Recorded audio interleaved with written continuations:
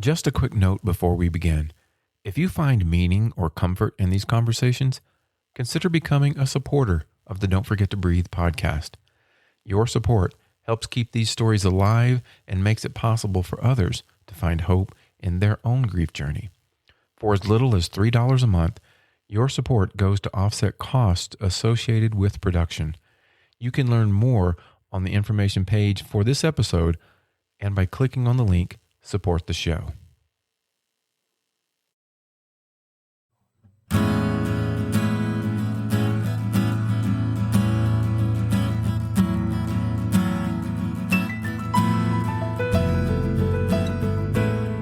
Welcome to Don't Forget to Breathe. I'm Bruce Barker, here with my co-host, Kristen Glenn. Don't Forget to Breathe is a space where grieving parents find a voice, hope, and connection. But as you'll hear today, it's also a space for grieving siblings. In part one of this conversation, we heard from Jamie as she shared the unimaginable reality of losing her son, Parker, and the ways grief reshaped every part of their family's life. Today, in part two, we hear from Parker's brother, Cooper. Sibling grief is often overlooked. So much attention naturally goes to grieving parents that brothers and sisters can quietly become what some call the forgotten mourners. But siblings lose more than a brother or sister. They lose a future, shared memories still waiting to happen, and a bond no one else can replace. What makes this conversation so powerful is Cooper's honesty. He talks about the silence that followed Parker's death, the anger, the lack of motivation, the regrets, and eventually the way grief began transforming into something different. Not easier, but different. He also speaks openly about masculinity, therapy, friendship, forgiveness, and what it means to carry his brother with him into adulthood. There's wisdom in this conversation far beyond Cooper's years, and I believe his voice will resonate deeply with grieving siblings, parents, and anyone trying to better understand loss through the eyes of a young man learning how to survive it. So wherever you are today, thank you for being here with us. This is part two of our conversation. It's time to hear from Cooper. Hey, Cooper. Hello. Cooper and I met during his journey as a sibling, grieving the loss of his brother, and he's been very courageous through this process. So we're going to just talk about what this has been like for you. When you think of your brother, Parker, what memory for you really captures who he is? You know, I want to say definitely watching Parker on the field. You know, he was always the best on the field, no matter what. I mean, it was insane to watch this guy play football, soccer, basketball, wrestling. This guy was just all about it. And just watching him on the field and, you know, even off the field, you know, we're brothers, so sometimes we don't get along. But on the field, it was just like, this guy gets it, you know, like it's just awesome to see him on the football field. But yeah. Your mom talks about a fieriness to him. Did you see that? Yeah, like maybe all of his anger he had for me just came out on that football field right there. Did you tell him, you're welcome, I gave you your fire? Yeah, it was awesome. Looking back on videos now, it's like, this guy would have killed me if I was the same age as him, you know?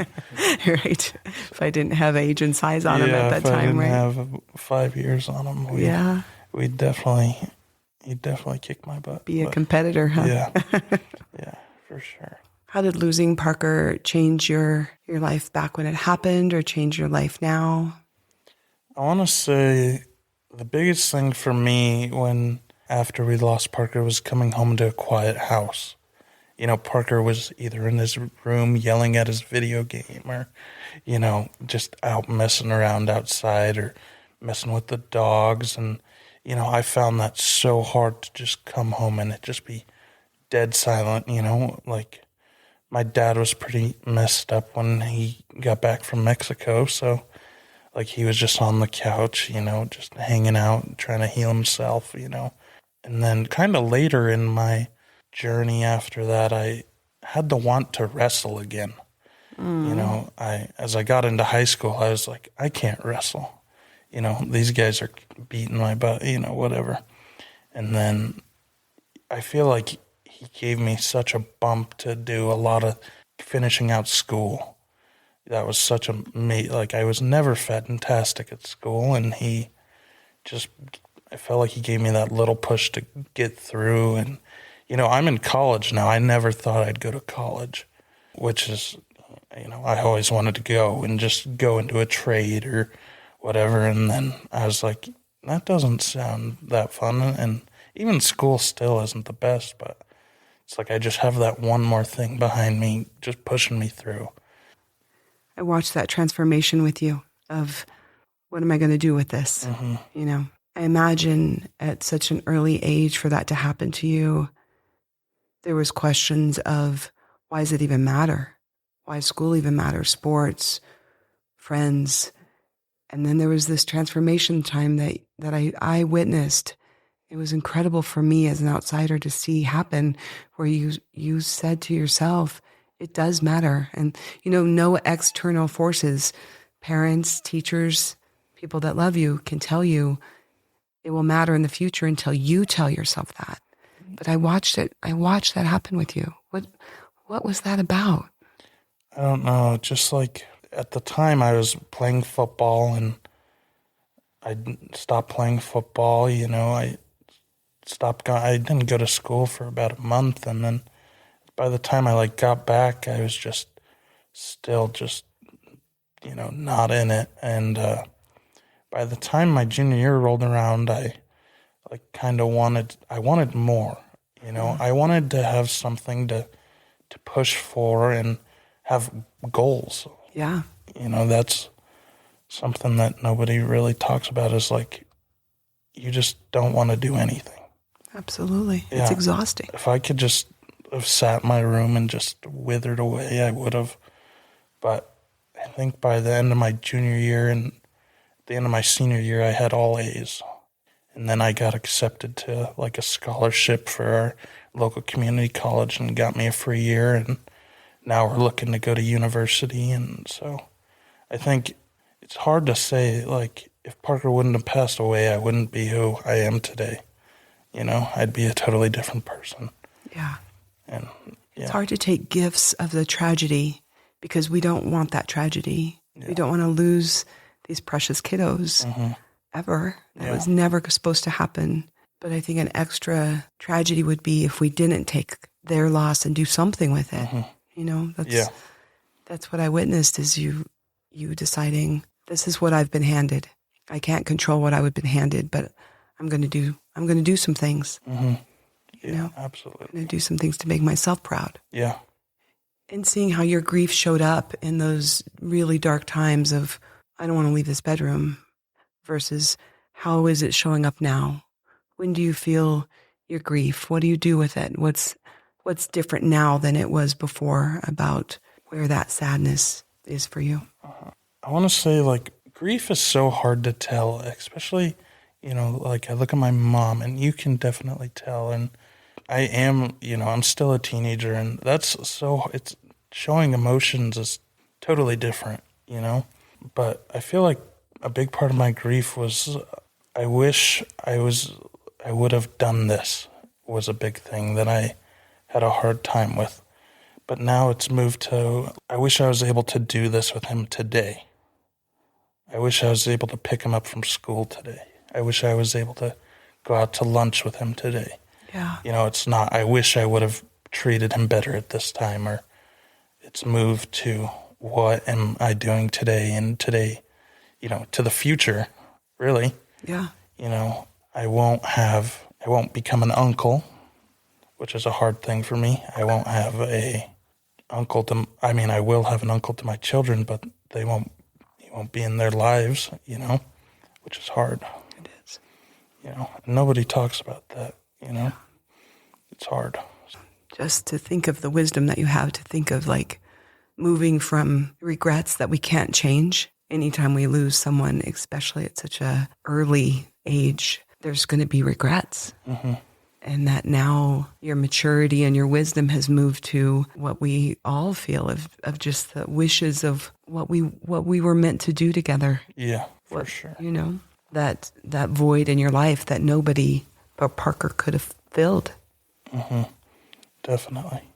Like, no one can fill the past of your sibling, you know? That's a totally different bond than even my friends, which have became such a huge part in my life, you know? Yeah.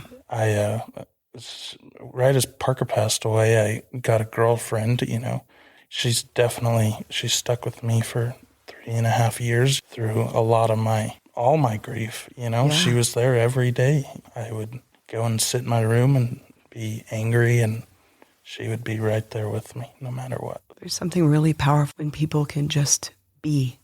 They know they can't fix it, Yeah. but that she had the courage just to be with you and sit in that space, whatever emotions came. Mm-hmm. You've really spoken to this question that I was going to ask, but any other words about what people that haven't gone through a sibling loss can't understand because they haven't lived what you have? Yeah, I feel like being around people of grief, like Kristen, even my mom, you know, like mothers that have lost children, everybody always thinks about the parents. You know, kids are always set like on the back burner, honestly. I mean, that's truth. Like, everyone's always texting my mom, oh, how are you doing? You know, Jamie, how are you? Whatever. Oh, how's JT? But they don't think about me. Yeah. You know, and I've had to push myself through that. Like, it doesn't matter. I'm a very strong individual. So I think that other kids that are, you know, I'm sure other kids struggle with that, like, big time. Like, I have my mom to talk to, and some kids don't have that. But I feel like kids are definitely put on the back burner, and they have the closest relationship with their sibling most of the time. You know things about Parker that nobody else does. Absolutely, yeah. Yeah.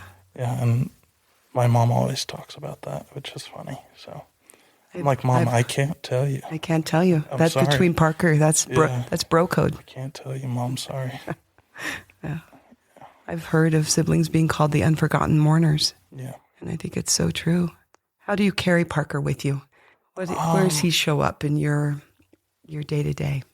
I am very, like, I don't know how to say it. I'm with nature, as some people say. I love to hunt. A lot of my time spent is hunting. You know, countless days, countless hours, countless miles hunting. I'm not big into the heart rocks like my mom. You know, if I find a good one, it's like, oh, Mom, look at this one. My mom will pick up rocks and I'll be like, Mom, this is not a heart rock. She has to really, it's a stretch. Yeah, I'm like, Mom, we need to That's just a rock. Narrow down the alley, Mom. You want her to be more selective. Yeah, but I wrestled my senior year, and I felt like Parker was always there in my matches. I'm not going to say I was the best wrestler out there. You know, I definitely had some struggles in wrestling, but he would be with me there at the beginning of the match and at the end of the match. So I think that wrestling brought me really close to my brother. My brother hated wrestling. He would get so mad at wrestling. I mean, he'd get pinned and he would come off the mat angry. And wrestling is it's so one-on-one, right? I mean, you can't look back at your team and say you messed up. It's just like, just me and this other person on the mat. It's tough. It's a grueling sport, in my opinion. And he was just so used to winning and then he'd get pinned and he's like, this guy really just beat me. How can that be? How can this happen? But Parker, you know, he loved wrestling at times and hated it at other times, but I felt like that was a bond in my life that I'll definitely never forget about, was wrestling. And warming up is like just thinking about Parker, listening to my music, you know, just getting in the zone to go out there and wrestle. And, you know, I look at birds sometimes, like, why is this bird up here with me? I'm like, you know, I'm the only person out here and there's just one bird. Like, you know, what are you doing? Like, I've definitely connected with, like, some birds. You know, I hunt geese and ducks, and my mom's like, you know, she doesn't like that. But I'm like, it would be this way if Parker was here. For sure. He'd be right alongside you. That's right. So definitely wrestling was the biggest thing that's kept me close to Parker. What have you learned during these years that you've talked about friends, you've talked about doing things in Parker's memory, other things that you've learned are good for your soul during this time? Not feeling bad for other people. If someone says, like, you don't gotta forgive that person.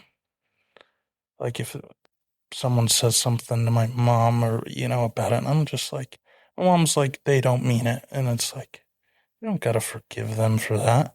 We were really good friends with the driver of the car when that happened, and you don't have to forgive them for that. I thought in the beginning, I need to forgive this person. Mm-hmm.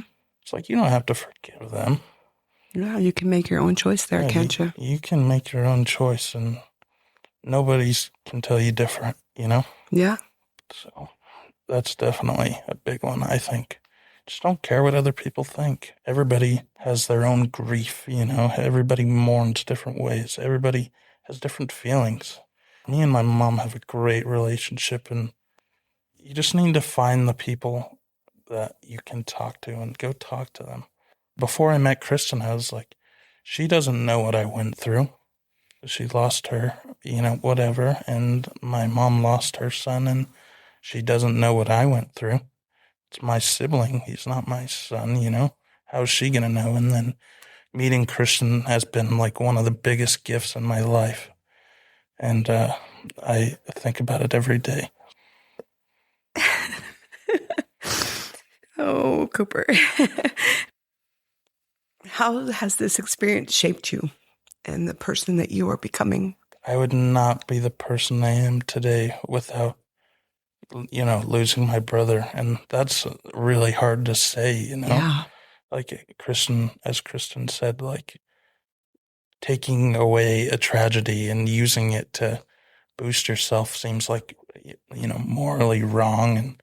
But losing my brother has pushed me to be someone I never thought I'd become and pushed me to meet new people. Like I said, Kristen has been like a big influence in my life, and she's helped me out a lot. So, goodness. What would you say to other young people that had to journey through this? What's your wisdom for them? Because I think you are, the heart of gold. Yeah. And what would you say to them? Because I think there is such a hesitancy to reach out and talk about hard things when you're a teenager. You're trying to find yourself and be independent, and you fought against that and walked in that door and didn't want to. And beyond that, you have a personal strength that I have rarely witnessed. What do you say to people that are having to navigate losing their sibling and feeling like they're the forgotten people in the family? Yeah, I definitely would preach going and finding someone to talk to. Like, as a male teenager, you're like, oh, I gotta be strong. Or even, my dad, I think about my dad a lot, like him not going to see someone is part of his grief, and, he deals with his stuff that way. But I think finding someone you can talk to is so, so important. It's like, well, why do I need to go see a grief counselor, a therapist? It's going to make me look like a sissy or whatever. But it's been really helpful pushing me through these past 3 or so years. So it's super important to do that. And I would recommend that to anyone. I'm without words. You leave me speechless often when we get to talk. And what I've watched you and your mom and your dad, just journey through, you inspire me every time we're with each other. And I hope that this can help other families. And I appreciate you coming in. This is not easy. Yeah, definitely. I was definitely worried about coming in, but I'm glad I did. I am too. Thank you so much. Thank you for spending time with us. Cooper's honesty and courage in this conversation remind us that grief does not belong only to parents. Siblings carry profound loss too, often quietly, often unseen, while the world focuses elsewhere. What stood out to me most was hearing how grief changed over time for him, from regret about the past to longing for the future moments he and Parker would never share. That shift is heartbreaking, but also deeply human. I also hope people listening heard something important, especially young men, that asking for help is not weakness. Finding someone safe to talk to can change the trajectory of grief and even the trajectory of a life. To Cooper, thank you for trusting us with your story, your memories of Parker, and your truth. And to Jamie, thank you for allowing space for your son's voice to be heard in such an honest and meaningful way. And to anyone listening who feels forgotten in their grief, especially siblings, please know this: your loss matters too. Your voice matters. Your grief deserves space. If this episode connected with you, please consider sharing it with someone who may need it. So until next time, be gentle with yourself. Take care of each other, and please, don't forget to breathe.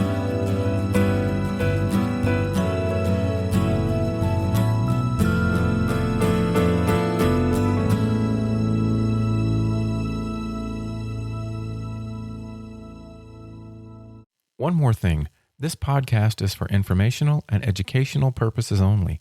We are not licensed professionals, just parents who've experienced unimaginable loss.